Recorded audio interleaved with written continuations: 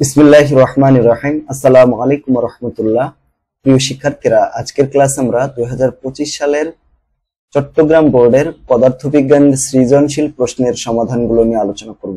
সকলের প্রতি রিকোয়েস্ট ধৈর্য সহকারে ক্লাসটি দেখার জন্য। 1 নম্বর প্রশ্নটি হচ্ছে, একটি গোলাকার বস্তুর ব্যাসার্ধ 1.5 সেন্টিমিটার। স্লাইড ক্যালিপার্সের সাহায্যে এর ব্যাস পরিমাপ করে 3.2 সেন্টিমিটার পাওয়া গেল। বস্তুটিকে ভূমি থেকে 54 মিটার পার সেকেন্ড বেগে খাড়া উপরের দিকে নিক্ষেপ করলে এটি নির্দিষ্ট সময় পরে ভূপৃষ্ঠে পতিত হবে। তো এটা হচ্ছে উদ্দীপক। প্রথম ক নম্বর প্রশ্ন আর কি, ভার্নিয়ার ধ্রুবক কাকে বলে? দেখো, ভার্নিয়ার ধ্রুবক হলো ভার্নিয়ার স্কেলের ক্ষুদ্রতম এক ভাগের মান, যা প্রধান স্কেলের ক্ষুদ্রতম ভাগের চেয়ে কতটুকু ছোট তার পরিমাপ। খ নম্বর প্রশ্ন, সুষম বেগে চলমান বস্তুর গতিপথ কেবল সরল রৈখিক হয়। এটা ব্যাখ্যা করতে হবে। সুষম বেগ মানে হলো বস্তু একটা নির্দিষ্ট দিকে একই দ্রুতিতে চলে। এই অবস্থায় বেগের মান এবং দিক উভয় অপরিবর্তিত থাকে।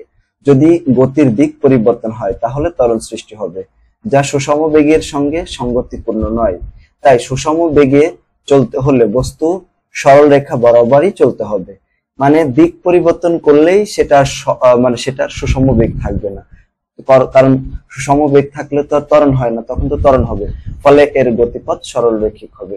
এটা হচ্ছে খ নম্বর প্রশ্ন। গ নম্বর হচ্ছে, গোলাকার বস্তুটির ব্যাস পরিমাপে আপেক্ষিক ত্রুটি নির্ণয় করতে হবে। এখানে আপেক্ষিক ত্রুটি কত হয়েছে সেটা নির্ণয় করতে হবে। তো এখানে যে মানগুলো দেওয়া আছে, সর্বপ্রথম সেই মানগুলো লিখলাম। দেখো, এখানে ব্যাসার্ধ দেওয়া আছে, এখানে ব্যাসার্ধ 1.5 সেন্টিমিটার। তাহলে ব্যাস কত হবে? ব্যাস হচ্ছে ব্যাসার্ধের দ্বিগুণ, ডাবল করে দিতে হবে, 3 সেন্টিমিটার হলো। স্লাইড ক্যালিপার্সে পরিমাপকৃত মান হচ্ছে 3.2 আর কি। এই দেখো 3.2, এই যে মানটা দেওয়া আছে 3.2। তো এখানে আপেক্ষিক ত্রুটি এখানে আমরা জানি হবে, ঠিক আছে? আমরা জানি আপেক্ষিক ত্রুটি সমান চূড়ান্ত ত্রুটি ভাগ আছে প্রকৃত মান। তো চূড়ান্ত ত্রুটি কত হবে? পরিমাপকৃত মান থেকে এই যে মানটা, এটা বিয়োগ করে দিতে হবে।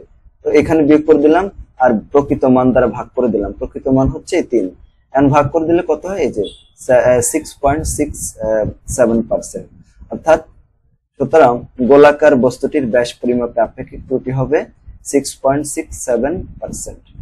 আচ্ছা, এরপরে লাস্টের যে প্রশ্নটা, ভূমি থেকে 70 মিটার উচ্চতায় বস্তুটিকে ভিন্ন ভিন্ন সময়ে ভিন্ন বেগে 2 বার দেখা যাবে। গাণিতিক ভাবে বিশ্লেষণ করতে হবে, ঠিক আছে? এটা আমাদেরকে দেখাইতে হবে। এটার উত্তর হচ্ছে এখান থেকে দেখো, এখানে আদি বেগ দেওয়া আছে 54 মিটার পার সেকেন্ড, উচ্চতা দেওয়া আছে 70, আর অভিকর্ষ স্তর 9.8 মিটার পার সেকেন্ড স্কয়ার। এখন আমরা একটা সূত্র জানি। দেখো, সূত্রটা হচ্ছে, দেখো উপরের দিকে যেহেতু যাচ্ছে, তাই না? তাহলে এই সমান ইউটি মাইনাস হাফ জি টি স্কয়ার, এটা হচ্ছে সূত্র। এখন এখানে এইচ এর মান কত? 70 সমান ইউ এর মান 54 টি মাইনাস এই যে জি এর মান হচ্ছে 9.8, এটাকে 2 দিয়ে ভাগ করলে 4.9 এখানে টি স্কয়ার আসে, বা এখানে 4.9 টি স্কয়ার মাইনাস 54 টি, এইদিকে সবগুলোকে নিয়ে আসলাম, ঠিক আছে? মানে বাম পাশে নিয়ে আসলাম, ডান পাশ থেকে, প্লাস হচ্ছে 70 সমান কত? 0। এই সমীকরণের এটা হচ্ছে এ ধরলাম, এটাকে ধরলাম বি, এটাকে ধরলাম সি। তো আমরা একটা সূত্র জানি, সেটা হচ্ছে কোন একটা সমীকরণের এক্স সমান হচ্ছে minus b plus minus root over b square minus 4ac ভাগ হচ্ছে 2। এটা হচ্ছে 2a আর কি। এটা হচ্ছে সমীকরণের সমাধান, ঠিক আছে? এই যে, তো এখানে এটার সাথে তুলনা করে দেখো, এখানে মাইনাস বি, তো বির মান হচ্ছে -54, এই যে -54, ওই -54 আর এখানে একটা প্লাস, সূত্রে প্লাস মাইনাস, মাইনাসের মাঝে প্লাস, আর plus minus root over minus B square minus, মানে বির মান তো মাইনাস, তো মাইনাস বি এর হোল স্কোয়ার মাইনাস 4ac, তো এর মান হচ্ছে 4.9 আর সির মান হচ্ছে 70। এখন এটাকে আমরা হিসাব করব, হিসাব করলে 54 প্লাস মাইনাস রুট ওভার এটা আসে 1544 ভাগ হচ্ছে 9.8। এখন দেখো এখানে দুইটা, একটা প্লাস আছে একটা মাইনাস আছে, তো আমরা প্রথমে মাইনাস নিলাম। মাইনাস নিলে এর মান আসে হচ্ছে 1.5, আর প্লাস নিলে মান আসে 9.52 সেকেন্ড, এটা আসে। তাহলে বেগের মান নির্ণয় করব। বেগ সমান কত? বেগ ভি সমান হচ্ছে ইউ মাইনাস জিটি। তো ইউ এর মান মাইনাস জি ইন্টু টির মান বসালাম, কত হচ্ছে এটা 39.3 মিটার পার সেকেন্ড। আর ভিটুর মান কত আসে এখানে মাইনাস আসে, তো মাইনাস মানে একটা উপরের দিকে ওঠার সময় বোঝাচ্ছে আর একটা হচ্ছে নিচের দিকে নামার সময় বোঝাচ্ছে, ঠিক আছে। ঋণাত্মক চিহ্ন দ্বারা বোঝায় বেগের দিক নিচের দিকে, অর্থাৎ উপরে উঠে আবার নিচের দিকে আসবে। তাই তো এখানে যে প্রশ্নটা করা হয়েছিল, দেখো যে ভূমি হতে 70 মিটার উচ্চতায় বস্তুটিকে ভিন্ন ভিন্ন সময়ে ভিন্ন বেগে দুইবার দেখা যাবে, তো দুইবারই তো দেখা গেল এই যে, ঠিক আছে না, একটা হচ্ছে যাওয়ার সময়, একটা হচ্ছে উপর থেকে নিচে আসার সময়, এটা। এরপরে দেখো 2 নম্বর প্রশ্ন, এখানে এই উদ্দীপকটা দেওয়া আছে। এখন এম বস্তুর ভর 4 কেজি এবং ব্যাস হচ্ছে 20 সেন্টিমিটার। এম কে এ পাটাতনের উপর রেখে এফ বল প্রয়োগ করায় এটি বি পাত্রে তরলে পড়ার পূর্বে পাটাতনের শেষ প্রান্তে 10 মিটার পার সেকেন্ড বেগ লাভ করে এটা। তো ক নম্বর প্রশ্ন, টেনশন কাকে বলে? টেনশন কি? দেখো টেনশন একটি ভারী বস্তুকে সুতার সাহায্যে ঝোলানো হলে যে বলের জন্য ওজন সুতাকে ওজন কি করে সুতাকে নিচের দিকে টানে তাকে বলে টান বা হচ্ছে টেনশন বলে। তারপর দেখো খ নম্বর, অভিকর্ষ ত্বরণ একটি সমত্বরণ ব্যাখ্যা করো।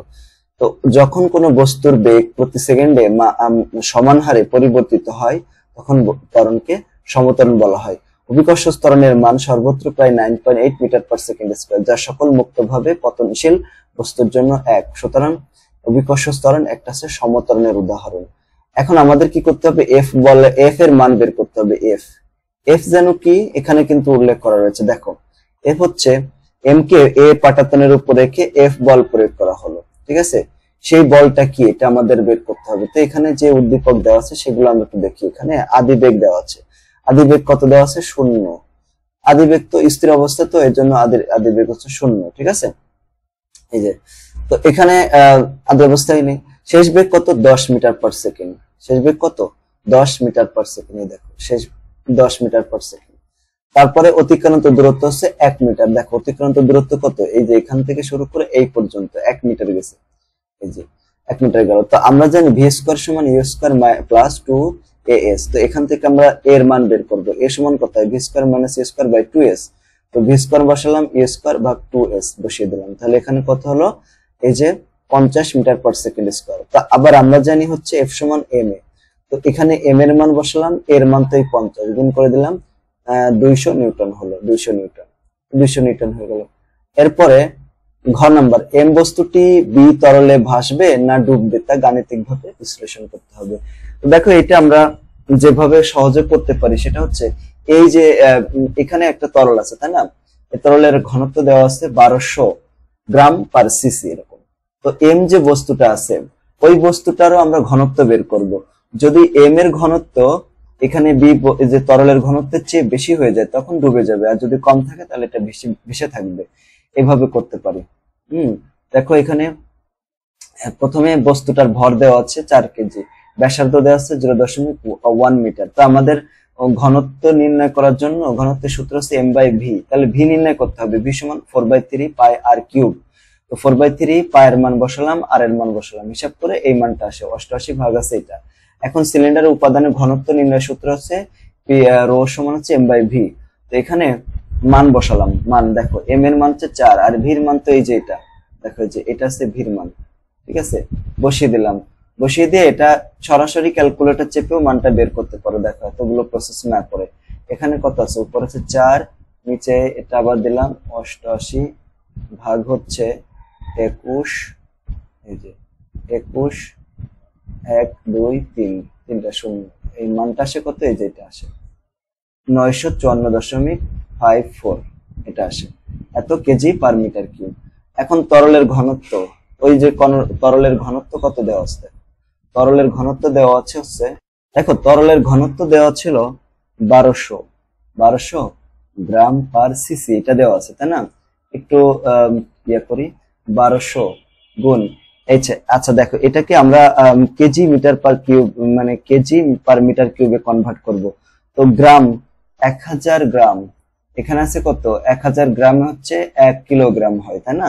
তো গ্রাম পার সিসি থেকে আমরা যদি কেজি পার মিটার কিউবে কনভার্ট করি তাহলে 1000 দ্বারা গুণ করতে হবে, 1000 দ্বারা গুণ করতে হবে। তাহলে দেখো 1000 দ্বারা গুণ করলে সংখ্যাটা হয়ে যায় দুটা, এখানে দুটা শূন্য আছে, এখানে তিনটা, 1 2 3, এত কেজি পার মিটার কিউব। এখন এই যে মানটা, এই মানটা এখানে এই মানটা লিখবা না, এখানে লিখবা এই মানটা, ঠিক আছে? এত। তো এই মানটা তো এখানে আরো শূন্য আছে, 1 2 3 4 5টা, 1 2 3 4 এই 5টা। তো এই মানটা কিন্তু এই যে আমরা আমাদের যে বস্তুটা ছিল আর কি, ওই বস্তুর ঘনত্বের চেয়ে কিন্তু তরলের ঘনত্ব বেশি। তো যেহেতু তরলের ঘনত্ব বেশি, তাহলে ওই বস্তুটা ভেসে থাকবে। যদি ওই বস্তুটার ঘনত্ব এই তরলের ঘনত্বের চেয়ে বেশি হতো, তাহলে বস্তুটা ভেসে থাকতো, ডুবে যেত। কিন্তু এখানে যেহেতু ওই বস্তুটার ঘনত্ব পানির বা তরলের ঘনত্বের চেয়ে কম, এর জন্য বস্তুটা কি করবে, ওই তরলে ভেসে থাকবে। এরপরে 3 নম্বর প্রশ্ন চলবে। 3 নম্বর প্রশ্ন এখানে 3 নম্বর প্রশ্ন যেরকম ডি বিন্দুতে সুতার বাঁধন দেওয়া আছে, ডি বাঁধন খুলে এ বস্তুর গতিশক্তি নির্ণয় করতে হবে, ঠিক আছে? ডি বাঁধন খুলে আমাদের এই বস্তুর গতিশক্তি নির্ণয় করা হলো আর কি। তো এখানে 4 নম্বর প্রশ্ন দেখো, কর্মদক্ষতা কাকে বলে, এটা বের করতে, এটা হচ্ছে প্রথম প্রশ্ন। কর্মদক্ষতা বলতে যন্ত্র থেকে প্রাপ্ত কার্যকর শক্তি ও যন্ত্রে প্রদানকৃত মোট শক্তির অনুপাতকে বোঝায়। একে সাধারণত শতকরা হিসেবে প্রকাশ করা হয়। এরপরে খ নম্বর প্রশ্ন দেখো, খ নম্বর প্রশ্ন আছে, বিদ্যালয়ের অ্যাসেম্বলিতে রশি টেনে পতাকা উত্তোলন কোন ধরনের কাজ, মানে ধনাত্মক কাজ নাকি ঋণাত্মক কাজ? তো বিদ্যালয়ের অ্যাসেম্বলিতে রশি টেনে পতাকা উত্তোলন ধনাত্মক কাজ। কারণ ধনাত্মক কাজ বলতে বোঝায় যখন কোনো বস্তুর উপরে বল প্রয়োগ করা হয় এবং সেই বলের দিকেই যদি বস্তুটি সরে যায়, তখন সেটাকে আমরা ধনাত্মক কাজ বলি, তাই না? যখন আমরা পতাকা তোলার জন্য রশি টানি, রশির দিক বল প্রয়োগ করি এবং পতাকা সেই দিকেই কি করে, সরে যায়, ফলে পতাকা উচ্চতা অর্জন করে। বল প্রয়োগের ফলে বস্তু বলের দিকে সরণ করে, তাই এটি ধনাত্মক কাজ। এরপরে পরের প্রশ্নটা ছিল দেখো এরকম ভাবে যে ডি বাধা অবস্থায় এ বস্তুর বিভব শক্তি নির্ণয় করতে হবে। তো এই যে ডি তে, ঠিক আছে, ডি বাঁধন থাকা অবস্থায় আর কি, এই যে এটা ডি বাঁধন থাকা অবস্থায় এ বস্তুর কি করতে হবে, বিভব শক্তি নির্ণয় করতে হবে। তো এখানে কি কি দেওয়া আছে দেখো, ওই বস্তুটার ভর দেওয়া আছে 16 কেজি, তাই না? এ দেখো ডি বস্তুটার ভর আছে যে 16 কেজি, এই যে 16 কেজি। অভিকর্ষ ত্বরণ 9.8 মুখস্থ। এটা উচ্চতা হচ্ছে এই যে 50 মিটার। দেখো এখান থেকে এটুকুর উচ্চতা কত, 50 মিটার, ঠিক আছে? তো এই যে 50 মিটার হলো উচ্চতা দেওয়া আছে। এখন আমরা বিভব শক্তি যে সূত্র, বিভব শক্তি সূত্র কি জানি আমরা, বিভব শক্তি সমান আছে mgh। তো m এর মান, g এর মান আর h এর মান বসাই দিলাম, মান হলো এত জুল। তাহলে এটা आंसर হয়ে গেল। তারপরে ঘ নম্বর প্রশ্ন দেখো, ঘ নম্বর প্রশ্ন আছে, ডি বিন্দুতে সুতার বাঁধন না খুলে সি বিন্দুতে সুতা কেটে দিলে এই বস্তুটি অপেক্ষাকৃত বেশি গতিশক্তিতে কি করবে, আঘাত করবে কিনা, ভূমিকে আঘাত করবে কিনা, এটা আমাদের গাণিতিক বিশ্লেষণের মাধ্যমে দেখাইতে হবে। তো এখন দেখো বস্তুটার এই প্রথম যে বস্তুটার ভর হচ্ছে 16 কেজি, দ্বিতীয় বস্তুর ভর হচ্ছে 1.5 কেজি। দ্বিতীয় বস্তুটা 1.5 কেজি, দেখছো দেওয়া আছে। এই দুইটা জিনিস দেওয়া আছে, হ্যাঁ। তো দেওয়া থাকলো আর জির মান 9.8 মিটার পার সেকেন্ড স্কয়ার। এখন আমরা জানি ত্বরণের সূত্র জানি, ঠিক আছে? এটা একটা কপি কলের সূত্র, m1 m2 ভাগ আছে m1 যোগ m2। কেন বলতো এই সূত্র? কারণ এটা তো কপি কল, এই যে কপি কলে ত্বরণ বের করার সূত্র আছে এটা। এখন আমরা মানগুলো বসিয়ে দিলাম, ত্বরণের মান পেলাম 8.12 মিটার পার সেকেন্ড স্কয়ার। ভূমিতে আঘাত করার মুহূর্তে এ বস্তুর বেগ কত হবে? এখানে ইউ হচ্ছে 0 মিটার পার সেকেন্ড, এ হচ্ছে 8.12 মিটার পার সেকেন্ড স্কয়ার, আর এইচ টার মান কত, এস এর মান হচ্ছে 50 মিটার। তো আমরা জানি ভি স্কয়ার সমান u square plus 2as by H. এখানে মানগুলো বসিয়ে দিলাম, এই যে 812। এখন ভি সমান কত হবে? এখন এটা তো ভি স্কয়ারের মান, ভি সমান রুট হবে, রুট এত হবে। ভূমিকে আঘাতের সময় এই বস্তুতে কতটুকু গতিশক্তি হবে? গতিশক্তি সমান হাফ এম ভি স্কয়ার। তো এইখানে হাফ এম এবং ভি স্কয়ারের মানটা বসিয়ে দেব, তাহলে এটা গুণ করলাম, এত হলো। আবার সি বিন্দুতে সুতা কেটে দিলে এই বস্তুটি মুক্তভাবে পড়ন্ত বস্তুর মতো আচরণ করবে, সেই ক্ষেত্রে ভি স্কয়ার সমান স্কয়ার প্লাস 2gh হবে। তো এখানে তো উপর থেকে পড়তেছে, তাহলে আদিবেগ শূন্য, আর এটার মান হচ্ছে, এটা হচ্ছে 2 ইনটু জি আর হচ্ছে এইচ এর মান, তাহলে এটা কত হচ্ছে 980। এখানে গতিশক্তি কত হবে? এটা এখানে হবে বি বস্তুর গতিশক্তি হবে এটা, মানে এই বস্তুটি মুক্তভাবে পড়ার সময় এখানে আছে এটা হবে এত, আর ওই অন্য যে বস্তুটা তার গতিশক্তি হবে এটা। এই দুটো আছে आंसर। এরপরে 4 নাম্বার উদ্দীপক দেখো, এই যে বলতেছে যে 2 লিটার আয়তনের একটি কাচের পাত্র পানি দ্বারা পরিপূর্ণ, একজন শিক্ষার্থী পর্যবেক্ষণ করে দেখালো যে -5°C তাপমাত্রায় 396 গ্রাম ভরের এক টুকরো বরফকে পাত্রের পানিতে ছেড়ে দিলে, ঠিক আছে, 396 ml পানি উপচে পড়ে, কিন্তু কিছুক্ষণ পর সম্পূর্ণ বরফ গলে গেলে আর কোনো পানি উপচে পড়ে না। তো বরফের যে ঘনত্ব 12 গ্রাম পার সিসি দেওয়া আছে, বরফ গলনের আপেক্ষিক সুপ্ততা কত দেওয়া আছে, বরফের আপেক্ষিক তাপ দেওয়া আছে। এটা প্রথম ক নম্বর প্রশ্ন, বাষ্পায়ন কাকে বলে? দেখো, বাষ্পায়ন হচ্ছে যে কোনো তাপমাত্রায় তরলের শুধুমাত্র উপরিতল থেকে তরল ধীরে ধীরে বাষ্পে পরিণত হওয়ার যে প্রক্রিয়া, এটাকে বাষ্পায়ন বলা হয়। এই যে সূর্যের আলো, সূর্যের তাপ যখন পানির উপরে পড়ে, তাই না, পানি যে কোনো পানির উপর পড়ে, তা আস্তে আস্তে পানি বাষ্পীভূত হয়ে যায়, এটাকে বাষ্পায়ন বলা হয়। তারপরে খ নম্বর প্রশ্ন, খালি পায়ে ইটের খোয়াযুক্ত রাস্তার উপর দিয়ে হাঁটা কষ্টকর কেন? তো দেখো, আমরা একটা সূত্র জানি, P সমান হচ্ছে F/A। এখানে এ হচ্ছে ক্ষেত্রফল আর এফটা হচ্ছে বল। একক ক্ষেত্রফলের উপর প্রযুক্ত বলকে চাপ বলে। তো এখানে ক্ষেত্রফল যত বেশি হবে, চাপ তত কি হবে, কম হবে। এই ক্ষেত্রফলের সাথে চাপের হচ্ছে ব্যস্তানুপাতিক সম্পর্ক। আবার ক্ষেত্রফল যত কম হবে, চাপ তত বেশি হবে। এখন ওই যে খালি পায়ে যখন আমরা ইটের খোয়ার উপর হাঁটি, ইটের খোয়া তো ক্ষেত্রফল খুবই কম থাকে, তো ক্ষেত্রফল কম থাকলে এই যে চাপটা অনেক বেশি থাকবে। চাপ বেশি হলে সেটা তার উপর দিয়ে হাঁটা বেশি কষ্টকর হবে, তাই না, চাপ বেশি হবে, এজন্য এটা হচ্ছে কারণ। তারপরে প্রশ্নটা দেখো, গ নম্বর যে প্রশ্নটা, হচ্ছে উদ্দীপকে বর্ণিত বরফের টুকরাকে সম্পূর্ণ গলাতে প্রয়োজনীয় তাপের পরিমাণ নির্ণয় করতে হবে। এখন বরফের এখানে ভর দেওয়া আছে, বরফের ভর হচ্ছে 396 গ্রাম আছে, এটাকে 1000 দ্বারা ভাগ করলাম, কেজি হয়ে গেল। আর বরফের আপেক্ষিক তাপ দেওয়া আছে, এটা দেওয়া রয়েছে। তাপমাত্রার পরিবর্তন কত, 0 ডিগ্রি -5 ডিগ্রি ছিল, সেখান থেকে 0-তে আসলো, তাহলে 0 থেকে -5 বিয়োগ করবো, তো মাইনাস মাইনাসে প্লাস, অর্থাৎ 5 কেলভিন হলো। ঠিক আছে, এই যে 5 কেলভিন। আচ্ছা, তো এখন এই যে দেখো, এখন আমরা জানি, আমরা সূত্র জানি যেটা Q সমান ms/mc ডেল্টা টি। তো m এর মান আর c এর মান বসালাম, বা s ও বসাইতে পারি এখানে, আর ওই যে ডেল্টা টি এর মান বসালাম, তাহলে এত জুল হলো এটা। এখন 0°C তাপমাত্রার বরফকে গলানোর জন্য প্রয়োজনীয় তাপ কত হবে? তো এখানে তাপমাত্রা 0°C তাপমাত্রার বরফকে 0 ডিগ্রিতেই কনভার্ট করতে হবে। ঠিক আছে, এজন্য আর এখানে তাপমাত্রার কোনো পরিবর্তন হয় নাই। মানে প্রথমে কি করেছি আমরা, -5°C তাপমাত্রা থেকে 0-তে কনভার্ট করেছি, তখন এত তাপ লাগছে যেটা। এখন আমরা দেখো 0 তাপমাত্রার বরফকে 0 পানিতে কনভার্ট করতেছি, এই জন্য তাপমাত্রার পরিবর্তন হচ্ছে না। সেই ক্ষেত্রে আমাদের ml এই সূত্রটা লাগবে, m এর মান l এর মান বসিয়ে দিলাম, এই ক্ষেত্রে মানটা হলো এটা। এখন এই দুইটা মান যোগ করতে হবে, তাহলে আমরা সর্বমোট তাপমাত্রা পেয়ে যাবো, তাপ পেয়ে যাবো এই যেটা। তো বরফ টুকরা সম্পূর্ণ গলাতে এত জুল তাপের প্রয়োজন হবে। এরপরে প্রশ্ন হচ্ছে, শিক্ষার্থীর পর্যবেক্ষণ সঠিক ছিল কিনা? আচ্ছা, শিক্ষার্থী যেটা পর্যবেক্ষণ করেছিল, 2 লিটার আয়তনের একটি কাচের পাত্র পানি দ্বারা পরিপূর্ণ ছিল। একজন শিক্ষার্থী পর্যবেক্ষণ করে দেখলো যে -5°C তাপমাত্রা, এই ঘটনা আর কি যেগুলো দেওয়া আছে, এটা আমাদের পর্যবেক্ষণ ঠিক আছে কিনা। এখন বরফের যে ভর কত, এটা দেওয়া আছে।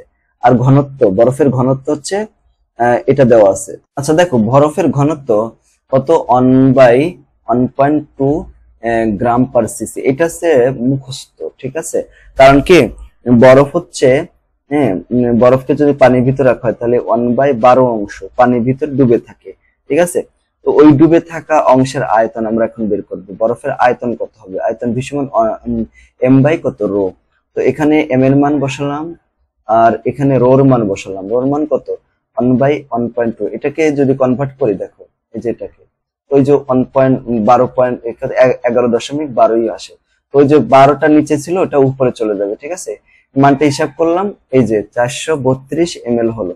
তো বরফের 11/12 অংশ পানিতে ডুবে থাকে, তাই পানিতে ডুবে থাকা বরফের আয়তন কত হবে? ঠিক আছে, তো আয়তন হবে যেটা, এই যে মানটা। ঠিক আছে, এই যে মানটা দেখো, এইখানে যে মানটা বসানো হয়েছে, ঠিক আছে, এটা হচ্ছে বরফের আয়তন পরিমাপ করলাম। ঠিক আছে, বরফের ঘনত্ব তো তা আয়তনে বের করেছি। ঠিক আছে, এই যে দেখো উদ্দীপকে যে বরফের ঘনত্ব না, এখানে 11 হবে উপরে, হ্যাঁ, এটা একটু ভুল হয়েছে, এই যে মানটা আর কি। তো এখানে এটা লিখছিলাম, এরপরে আয়তন হলো, অর্থাৎ আমরা এইভাবে লিখতে পারি, অর্থাৎ হচ্ছে এখানে এত হলো, তাই না। তো এখন এই যে 496 ml বরফ পানিতে ডুবে থাকার কারণে 2 লিটার আয়তনের পানিতে 396 ml পানি উপচে পড়ে, তাই 1 গ্রাম বরফ গলে 1 ml পানিতে পরিণত হয়। সুতরাং 396 গ্রাম বরফ গলে তাহলে এত ml পানিতে পরিণত হবে। অর্থাৎ আমরা বলতে পারি শিক্ষার্থীর পর্যবেক্ষণ সঠিক ছিল। এরপরে 5 নম্বর যে প্রশ্নটা দেখো, এই যে এটা দেওয়া আছে। এখন চিত্রে এই যে চিত্রটা, তাই না, চিত্রে এ বি উৎসদয় থেকে উৎপন্ন শব্দের কম্পাঙ্কের পার্থক্য দেওয়া আছে এগুলো। এখন প্রথম প্রশ্নে যাতে দেখো, বিস্তার কাকে বলে, এটা হচ্ছে প্রথম প্রশ্ন। সাম্যাবস্থান থেকে যে কোনো একদিকে তরঙ্গিত কোনো কণার সর্বাধিক সরণকে বিস্তার বলা হয়। পরের প্রশ্ন খ নম্বর, পুরুষের তুলনায় নারীর গলার স্বর কোমল ও তীক্ষ্ণ হয় কেন? মানুষের গলার স্বরযন্ত্রে ভোকাল কর্ড থাকে, পুরুষের ভোকাল কর্ড দৃঢ় হয়, কম্পাঙ্ক কম হয়, আর নারীর ভোকাল কর্ড দৃঢ় না হয়, কম্পাঙ্ক বেশি হয়। যার কম্পাঙ্ক যত বেশি তার গলার কণ্ঠস্বর ততই তীক্ষ্ণ এবং কোমল হয়, তাই পুরুষের তুলনায় নারীর কণ্ঠস্বর কোমল এবং তীক্ষ্ণ হয়। এটা।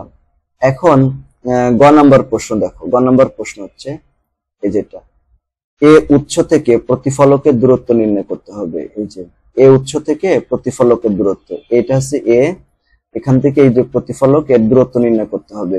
যে বিষয়গুলো দেওয়া আছে এখানে দেখো, যে এখানে শব্দের কম্পাঙ্কের পার্থক্য দেওয়া আছে, ঠিক আছে, এটা, আর বাতাসের শব্দের এটা দেওয়া আছে, আর কম্পাঙ্কের পার্থক্য তো এটা, বাতাসের বেগ দেওয়া আছে, উৎস থেকে উৎপন্ন শব্দের প্রতিধ্বনি শোনার জন্য শব্দানুভূতির স্থায়িত্ব কাল দেওয়া আছে।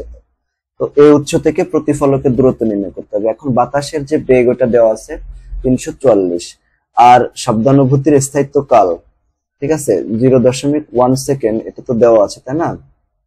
তো এটা এত বেশি, এটা বলছে এত বেশি, হ্যাঁ, শব্দানুভূতির স্থায়িত্ব কাল অপেক্ষা এত বেশি। তো এখানে আমরা জানি শব্দানুভূতির স্থায়িত্ব কাল হচ্ছে 0.1, তার থেকে 0.025 গুণ মানে বেশি হবে, এই মানটা এত সেকেন্ড বেশি হবে। তো যদি এত সেকেন্ড হয় তাহলে এর সাথে এটা যোগ করে দিতে হবে, ঠিক আছে, তো যোগ করে দিলাম, মানটা হলো এত সেকেন্ড। তো আমরা জানি প্রতিধ্বনি শোনার জন্য সময়ের জন্য কতটুকু, মানে আমরা যেটা জানি ডি সমান ভিটি বাই 2, তো ভির মান বসালাম, টির মান বসালাম, 2 বসালাম, এটা হিসাব করব কত হলো, 21.5 মিটার হলো। তার মানে এই উৎস থেকে প্রতিফলকের দূরত্ব হবে এত মিটার, ঠিক আছে। এখন এটা হচ্ছে গ নম্বর প্রশ্ন উত্তর, গ নম্বর যেটা ছিল। এখন আমরা ঘ নম্বরে চলে যাই। দেখো ঘ নম্বর বলছে যে উদ্দীপকের উৎসদয় থেকে উৎপন্ন শব্দ মানুষের পক্ষে শোনা সম্ভব কিনা, এটা প্রশ্ন করা হয়েছে। তো মানুষের পক্ষে শোনা সম্ভব কিনা দেখি। এনে যেটা দেওয়া আছে উদ্দীপকে পি কিউ সমান এম এন দেওয়া আছে, পি কিউ সমান কত, এম এন। একটু খেয়াল করি, পি কিউ এবং এম এন সমান, এরকম প্রশ্ন আগেও আসছে দেখো বোর্ডে। তো পি কিউ সমান আছে কি আছে, এম এন দেওয়া আছে। এখন পি কিউ এখানে কয়টা তরঙ্গ দৈর্ঘ্য দেখো, একটা সংকোচন প্রসারণ, তার মানে এই দুইটা মিলে একটা তরঙ্গ দৈর্ঘ্য হয়েছে। এই জায়গায় একটা তরঙ্গ দৈর্ঘ্য দেখো, এটা একটা তরঙ্গ দৈর্ঘ্য, এখান থেকে এই পর্যন্ত একটা তরঙ্গ দৈর্ঘ্য, এই পর্যন্ত একটা, মানে 4টা তরঙ্গ দৈর্ঘ্য হয়েছে, ঠিক আছে। তার জন্য আমরা এখানে 3 ল্যামডা এ লিখলাম সমান, এখানে কয়টা তরঙ্গ দৈর্ঘ্য হয়েছে, এই পর্যন্ত একটা, এই পর্যন্ত 2টা, 3টা, এই পর্যন্ত 4টা হয়েছে, দেখছো। তার মানে এই যে বি মাধ্যম যেটা আছে এটা, হ্যাঁ, এ তে হচ্ছে 3টা, বি তে হচ্ছে 4টা, তাই এখানে 3 ল্যামডা এ সমান 4 ল্যামডা বি লেখা হয়েছে। তো চিত্র থেকে দেখা যাচ্ছে এ উৎসের 3টি সম্পূর্ণ তরঙ্গ দৈর্ঘ্য, বি উৎসের 4টি সম্পূর্ণ তরঙ্গ দৈর্ঘ্যের সমান, এজন্য এটা লেখা হয়েছে। মানে এ উৎসের কম তরঙ্গ দৈর্ঘ্য বেশি আর কি, তাই না, কারণ এটা 3টার সমান, এটা 4টা, তার মানে একটা তরঙ্গ দৈর্ঘ্যটা বেশি হবে, তরঙ্গ দৈর্ঘ্য যার বেশি হবে তার কম্পাঙ্ক কম হবে। তো এ উৎসের তরঙ্গ দৈর্ঘ্য মনে করলাম ল্যামডা এ, বি উৎসের ল্যামডা বি, এ উৎসের কম্পাঙ্ক এফ এ, আর এটা হচ্ছে এফ বি। তাহলে শব্দের বেগ মনে করলাম ভি। এখন কম্পাঙ্ক এবং তরঙ্গ দৈর্ঘ্যের যে সম্পর্ক এটা আমরা জানি, আমি দুটার মধ্যে পার্থক্য দেওয়া আছে 6 হার্জ, এই দেখো 6 হার্জ দেওয়া আছে, এই যে পার্থক্য, ওটা আমরা লিখলাম। তো আমরা যে একটা সূত্র জানি, হ্যাঁ, এই দেখো ভি সমান হচ্ছে এফ ল্যামডা, তো ভি সমান আবার এফ সমান কত, ভি বাই ল্যামডা, এটা হচ্ছে সূত্র, ভি বাই ল্যামডা, এটা হচ্ছে সূত্র। এই দেখো দুইটাকে এখানে দেখো, এইটা আমরা এফ বির পরিবর্তে ভি বাই ল্যামডা বি লিখতে পারি, আর এখানে এফ এর পরিবর্তে ভি বাই ল্যামডা এ লিখতে পারি, সমান 6। এখন এখান থেকে দুই জায়গা থেকে ভি কমন নিয়ে আসছে, কমন নিলে 1 বাই ল্যামডা বি থাকে, মাইনাস 1 বাই ল্যামডা এ থাকে, এটা 6। এইটা দেওয়া আছে, তাই না, আমরা উদ্দীপক দেখলাম আর কি। তো এখান থেকে আমরা ল্যামডা এ সমান কি লিখতে পারি, এই 3টাকে 4 এর নিচে নিয়ে আসবো, গুণ আছে তাই ভাগ করে দিলাম। আচ্ছা, তো এখন এই যে ব্র্যাকেটের ভিতরে এই যে এই মানটাকে আমরা কি লিখতে পারি, হ্যাঁ 1 কি ল্যামডা বি মাইনাস এই ল্যামডা এর পরিবর্তে আমরা কি লিখতে পারি, এই যে এই মানটা লিখতে পারি 4/3 ল্যামডা 1/, অত তাই না। তো 1/, এর মান কত 4/3 ল্যামডা বি, এরকম ওই জিনিসটাই এখানে লেখা আছে, দেখছো এই যেটা। এখন এটাকে যদি আমরা লসাগু করি, হ্যাঁ 1 কত ল্যামডা বি মাইনাস এই যে 3 একদম উপরে চলে যায়, 3 উপরে চলে গেল, তাহলে 4 ল্যামডা বি থাকলো এখানে। তাহলে এখানে কত 4 ল্যামডা বি, 4 মাইনাস কত 3, তার মানে এখানে 1/4 ল্যামডা বি থাকবে, ঠিক আছে না এরকম। তো 1/4 এই যেটা 1/4 ল্যামডা বি থাকে, ঠিক আছে, এইটা থাকলো আমাদের। এখন তাহলে আমাদের যে সূত্রটা এই যে এখানে দেখো, এই যে জায়গা মানটা বসাই দেবো, হ্যাঁ দাঁড়াও একটু বিজি হয়ে গেছে। এই যে মানটা আমরা পাইলাম বিয়োগফলে, যে এই বিয়োগফলটা তো আমরা বের করলাম, এন্ড এই জায়গায় মানটা বসাই দিচ্ছে, এই দেখো এই যে এখানে, ঠিক আছে। ওই সূত্রে ভি ইন্টু ওই যে 1/λb মাইনাস 1/λa এর মান কত, এই যে এই মানটাই ওখানে বসাই দেওয়া হচ্ছে, মান 6। তো এখন এখানে নিচে আছে 4 না, নিচে 4টা এই 6 এর সাথে যে গুণ হয়ে যাবে, 4 × 24, ভি বাই ল্যামডা বি সমান 24। তাহলে ল্যামডা বি এফ বি সমান কত হবে, তো এফ বির যে সূত্র ভি বাই ল্যামডা বি, ঠিক আছে না। তো ভি বাই ল্যামডা বির মান কত 24, 24 হলো। তাহলে এটা কত হবে, এ তো আরো এ থেকে বি থেকে বিয়োগ করতে হবে 6, তাহলে 18 হলো এটা।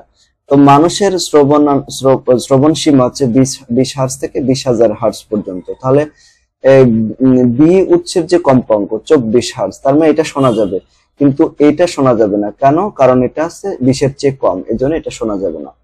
তো 6 নাম্বার প্রশ্নের পরে 25 সেন্টিমিটার ফোকাল দূরত্বে একটি অবতল দর্পণের সামনে 30 সেন্টিমিটার দূরে একটি লক্ষ্যবস্তু অবস্থিত। লক্ষ্যবস্তুকে আরো 35 সেন্টিমিটার পিছনে সরালে প্রতিবিম্ব দর্পণের দিকে এক্স দূরত্বে সরে আসবে।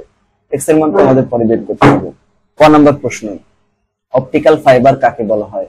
দেখো অপটিক্যাল ফাইবার হলো কাঁচ বা প্লাস্টিকের তৈরি সরু দীর্ঘ নমনীয় অথচ নিরেট ফাইবার বা তন্তু। এরপরে খ নাম্বার প্রশ্ন, দীর্ঘ দৃষ্টি প্রতিকারে উত্তল লেন্স ব্যবহারের কারণ ব্যাখ্যা করো। দীর্ঘ দৃষ্টি ত্রুটি প্রতিকারে সহায়ক লেন্স হিসেবে উত্তল লেন্স ব্যবহৃত হয়, ফলে কাছাকাছি বিন্দু থেকে আসা আলোক রশ্মি চশমার লেন্সে এবং চোখের লেন্সে পরপর 2 বার প্রতিসরিত হওয়ার কারণে ফোকাস দূরত্ব কমে যাবে এবং প্রয়োজন মতো অভিসারী হয়ে প্রতিবিম্বটি কি করে রেটিনার উপরে পড়বে। এটা হচ্ছে এটার উত্তর। এরপর আমাদের যেটা বের করতে বলা হয়েছে, দেখো এক্স এর মান নির্ণয় করতে বলছে না, যে এক্স মিটার সরে যায় প্রতিবিম্ব কতটুকু সরে যাবে, এটা আমাদের বের করতে হবে। তাহলে দেখো প্রথম এটা ফোকাস দূরত্ব আছে 25 সেন্টিমিটার, আর প্রথম বস্তু দূরত্ব দেওয়া আছে E1 ধরলাম, এটা আছে 30 সেন্টিমিটার, আর দ্বিতীয় বস্তু দূরত্ব আরো কত, আরো 35 মিনিট, আরো কি করালো 35 সেন্টিমিটার পেছনে নেওয়া হচ্ছে, তার মানে আরো যোগ করতে হবে, তাহলে 65 সেন্টিমিটার। তো প্রথম অবস্থানে প্রতিবিম্ব দূরত্ব V1 কত হবে, তো V1 সমান জানি 1/f মাইনাস 1/u। তো 1/f এর মান বসালাম আর এখানে u এর মান বসালাম, ঠিক আছে। এখন এটাকে আমরা যদি লসাগু করি, দেখো ক্যালকুলেটর দিয়ে হিসাব করো, যে 6 ভাগ হচ্ছে 150, যে 150 বিয়োগ কত 5 ভাগ হচ্ছে 150, কত হলো 1/50, দেখছো 1/50। তাহলে 1/v সমান হচ্ছে 1/50, তাহলে v1 সমান কত হয়, উল্টে যাবে, তাহলে 150। একই রকম ভাবে দ্বিতীয় যে বস্তুটা দ্বিতীয় অবস্থানে যে প্রতিবিম্ব দূরত্ব v2 এর মান বের করলাম, এটার মান কত হলো, এই মানটা এত আসলো, ঠিক আছে। এখন x এর মান কত হবে, দুইটা থেকে বিয়োগ করে দিতে হবে, এটা আছে 150 আর এটা আছে 40, দুইটা থেকে প্রথমটা থেকে দ্বিতীয় মানে বড়টা থেকে ছোটটা বিয়োগ করে দিলাম, এই যে এটা হচ্ছে x এর মান, মানে প্রতিবিম্বের যে সরণ, সেই সরণের মান হলো এত। এরপরে ঘ নাম্বার প্রশ্ন, দেখো উদ্দীপকের দর্পণে বাস্তব এবং অবাস্তব উভয় ধরনের বিবর্ধিত প্রতিবিম্ব কি হয় পাওয়া সম্ভব। উদ্দীপকের যে দর্পণটি সেটা হচ্ছে অবতল দর্পণ। তো অবতল দর্পণে আমরা বাস্তব বিম্বও পাবো, অবাস্তব বিম্বও পাবো। বাস্তব বিম্ব আমরা কখন পাবো, যখন আমরা লক্ষ্যবস্তু বক্রতার কেন্দ্র এবং প্রধান ফোকাসের মধ্যে থাকলে, দেখো লক্ষ্যবস্তু এটা হচ্ছে প্রধান ফোকাস আর এটা হচ্ছে বক্রতার কেন্দ্র, যখন এখানে রাখবো তখন এখান থেকে দেখো এই যে উপর থেকে ও বিন্দু থেকে ও কিউ বরাবর সমান্তরালে একটা আলোক রশ্মি এখানে কিউ বিন্দুতে পড়তেছে। সমান্তরালে পড়লে এটা হচ্ছে প্রধান অক্ষ, এই যে এটা হচ্ছে প্রধান অক্ষ। এই প্রধান অক্ষের মানে যদি সমান্তরাল ভাবে পড়ে সেটা যাওয়ার সময় চলে যাবে হচ্ছে প্রধান ফোকাস দিয়ে। তো প্রধান ফোকাস দিয়ে গেল, এবং আরেকটা রেখা আরেকটা রশ্মি সেটা হচ্ছে কি করলো, এখানে দেখো আরেকটা রশ্মি হচ্ছে তোমার এই যে এখান থেকে আলোক কেন্দ্র বরাবর এখানে পড়ছে, দেখছো এই যে এখানে পড়ছে, পড়লে ওইটা আবার ব্যাক করে এই আলোক কেন্দ্রের ভিতর দিয়ে এদিকে চলে আসবে। তো আগে রেখা আর এই রেখাটা পরস্পর এইখানে মিলিত হয়েছে, তার মানে এ ড্যাশ ও ড্যাশ এটা হচ্ছে এ ও এর বাস্তব প্রতিবিম্ব। এটা হচ্ছে বাস্তব প্রতিবিম্ব হয়েছে, কারণ প্রকৃতপক্ষে এখানে মিলিত হয়েছে। এইভাবে আমরা বাস্তব প্রতিবিম্ব পাইতে পারি। আর অবাস্তব প্রতিবিম্ব কখন পাবো, যখন মেরু এবং প্রধান ফোকাসের মধ্যে থাকবে। দেখো এটা হচ্ছে প্রধান ফোকাস আর এটা হচ্ছে মেরু। এই মেরুর মাঝে এই যে কোনো জায়গায় এখান থেকে এতটুকুর যে কোনো জায়গায় যদি আমরা লক্ষ্যবস্তুটাকে স্থাপন করি বা রাখি, তখন হচ্ছে অবাস্তব প্রতিবিম্ব পাওয়া যাবে। যেমন এখানে রাখলাম, এখান থেকে এখানে আলো পড়লো, ওই আলোটা প্রধান ফোকাস দিয়ে চলে যাবে, ঠিক আছে। এখন চলে যাবে, এটাকে মনে করলাম পিছন দিকে বাড়ালাম, বাড়াইলে এটা ও ড্যাশ বিন্দুতে মিলিত হচ্ছে। আবার এখান থেকে এদিকে একটা আলো পড়বে, ওটা আবার আলোক কেন্দ্র বরাবর চলে যাবে। দেখো এই দুইটা কিন্তু মিলতেছে না, না মিলে এটাকেও পিছন দিকে টানলাম, টেনে ও বিন্দুতে ও ড্যাশ বিন্দুতে মিলাইলাম। তাহলে প্রতিবিম্বটা আমাদের কাছে মনে হবে যে এ ড্যাশ ও ড্যাশ থেকে আসতেছে। এটা হচ্ছে এটা আর কি অবাস্তব প্রতিবিম্ব। তাহলে এটা থেকে আমরা বাস্তব প্রতিবিম্ব পাই, অবাস্তব প্রতিবিম্ব পেয়ে যাই। এরপরে 7 নম্বর প্রশ্নটা দেখো, এটা হচ্ছে চলতড়িৎ থেকে আসছে। তো ক নম্বর প্রশ্ন 7-এর এটা, ট্রান্সডিউসার কাকে বলা হয়? দেখো এটা উত্তর হচ্ছে ট্রান্সডিউসার হলো এমন একটি ডিভাইস যা এক ধরনের শক্তিকে আরেক ধরনের শক্তিতে রূপান্তরিত করে। পরে খ নম্বর প্রশ্ন, বাসা বাড়িতে বৈদ্যুতিক বাতি ও পাখার সরু তার ব্যবহারের কারণ। তো বাতি ও পাখায় বৈদ্যুতিক শক্তি যথাক্রমে আলোক ও যান্ত্রিক শক্তিতে রূপান্তরিত হয়। যেহেতু এসব যন্ত্র সাধারণত 100 ওয়াটের নিচে শক্তি ব্যবহার করে, তাই তার দিয়ে কম বিদ্যুৎ প্রবাহিত হবে। সরু টাংস্টেন বা তামার তারের আপেক্ষিক রোধ কম হওয়ায় বিদ্যুৎ সহজে প্রবাহিত হয় এবং হয় ও কম তাপ উৎপন্ন হয়, ফলে তার গলাতে পারে না। এছাড়া সরু তার ব্যবহারে বিদ্যুৎ সাশ্রয় হয় এবং যন্ত্র সাশ্রয়ী ও কার্যকর হয়। এরপরে দেখো 1 নং বর্তনীতে ব্যবহৃত কোষের তড়িৎচালক শক্তি ই নির্ণয় করতে হবে। এই যে প্রথমটাই, এটা থেকে আমরা যে বিষয়গুলো দেওয়া আছে, দেখো এখানে দুইটা রোধ দেওয়া আছে, একটা রোধ হচ্ছে 56 আর একটা হচ্ছে 14। এই দুটো সমান্তরালে যুক্ত আছে। সমান্তরালে যুক্ত থাকলে 1/rp সমান 1/r1 যোগ 1/r2 হয় এই সূত্র। তো r1 এর মান এটা, r2 এর মান এটা, সুতরাং rp এর মান কত হবে?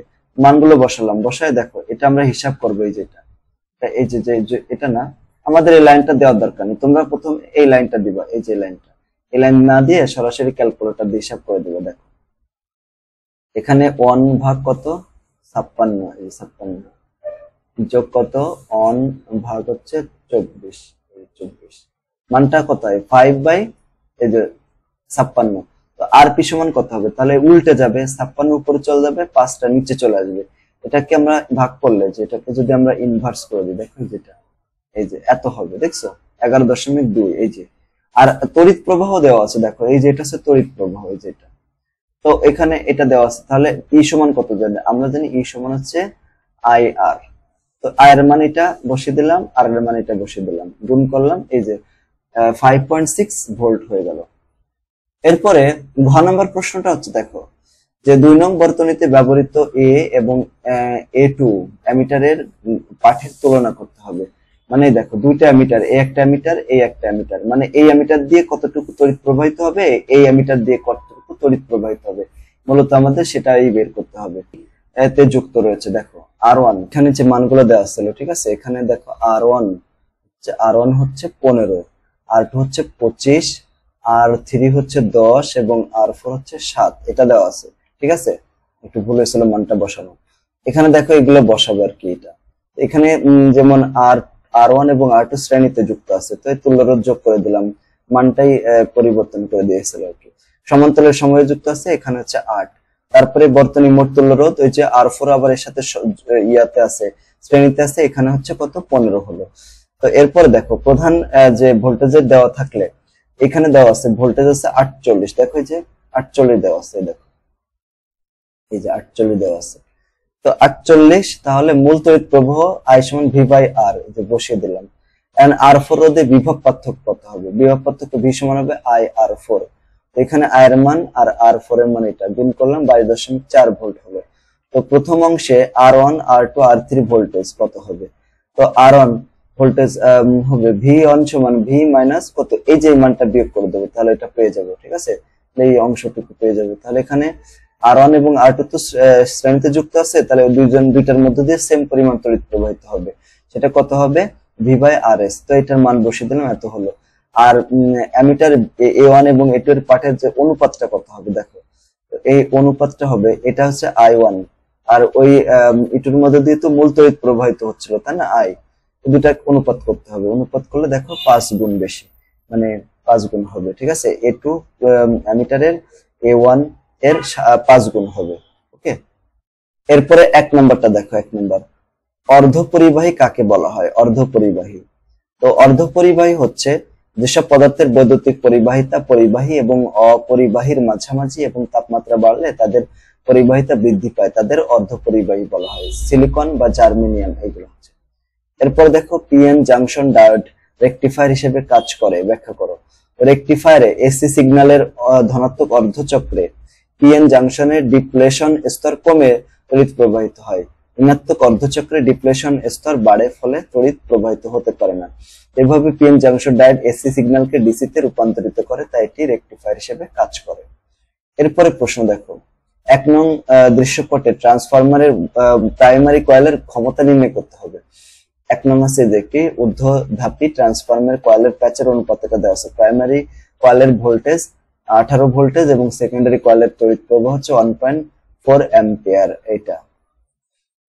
এটা এখান থেকে আমাদের বের করতে হবে। এখানে দেখো, সেকেন্ডারি কয়েলের তড়িৎ প্রবাহ IS, প্রাইমারি কয়েলের পাক সংখ্যা দেওয়া আছে NP, সেকেন্ডারি কয়েলের পাক সংখ্যা আছে NS, প্রাইমারি কয়েলের ভোল্টেজ দেওয়া আছে VP, আর IP এর মান বের করতে হবে। তো আমরা যে সূত্র জানি IS বাই IP সমান NP বাই NS। ঠিক আছে, এখান থেকে IP এর মান বের করব। তো সবগুলোর মান বসা দিলাম, কত হলো? 7 হলো, 7 অ্যাম্পিয়ার। তাহলে প্রাইমারি কয়েলের তড়িৎ প্রবাহ IP সমান 7 অ্যাম্পিয়ার হবে। আর ক্ষমতা তাহলে কত হবে? ক্ষমতা সমান VI।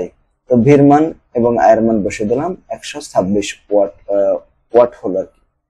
এরপরে ঘ নম্বর, 2 নং দৃশ্যপটের গোলকদ্বয়ের কেন্দ্র সংযোজক রেখার মধ্যবিন্দুতে 5 কুলম্ব আধান স্থাপন করলে সেটি সাম্যাবস্থায় থাকবে কিনা, গাণিতিকভাবে বিশ্লেষণ করতে হবে।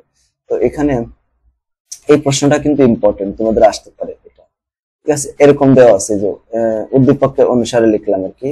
দেখো, এখানে এত মিটার এবং এত মিটার ব্যাসার্ধে দুটি চার্জযুক্ত গোলকের বিভব যথাক্রমে এত, মধ্যবর্তী দূরত্ব। তাহলে দেখো, একটা এই যে এটা দিয়ে দিলাম এখানে, হ্যাঁ, এর মধ্যবর্তী দূরত্ব দেওয়া আছে 4 সেন্টিমিটার, 4 মিটার। এখন এই গোলকের বিভব হচ্ছে VA, বি গোলকের বিভব এটা ধরলাম এত মানটা, গোলকের ব্যাসার্ধ দেওয়া আছে, বি গোলকের ব্যাসার্ধ, আর এটা হচ্ছে মুখস্থ যেটার মান, তাই না, কুলম্বের যে ধ্রুবক আর কি। তো VA সমান কত হবে? VA সমান কে, আমরা যে সূত্র জানি, কে কিউ এ বাই আর, তার মান বসিয়ে দিলাম আর কি, সবকিছুর মান বসিয়ে দিলাম। আমরা এখান থেকে কিউ এ এর মান বের করব। তো কিউ এ সমান হচ্ছে এটার সাথে এটা আর গুণ, আর ভাগ হচ্ছে এই যে ধ্রুবকটা আর কি। মানটা বের করলাম, এত কুলম্ব হলো, মানে এ গোলকের চার্জ বের করলাম। একইভাবে বি গোলকের চার্জ এত হলো, মধ্যবর্তী দূরত্ব দেওয়া আছে এত। তাহলে এদের মধ্যবর্তী বল কত হবে? এ এবং সির মধ্যবর্তী বল কত হবে? তো সূত্র q a by q into ভাইসে ডি স্কয়ার, মানটা কত হলো? এত নিউটন। আবার বি এবং সি এর মধ্যবর্তী বল কত হচ্ছে? এত নিউটন। তো এই দুইটা থেকে সমান? দুইটা সমান না, 5 কুলম্ব চার্জ স্থাপন করলে সেটি সাম্যাবস্থায় থাকবে না, এটা হচ্ছে কথা। তো এই ছিল হচ্ছে চট্টগ্রাম বোর্ড 2025 সালের প্রশ্নগুলোর সমাধান সৃজনশীল অংশে। তো তোমাদের কাছে কেমন লাগলো সেটা কমেন্ট করে জানিয়ে দাও। আর যদি ভালো লাগে আমাদের জন্য দোয়া করিও।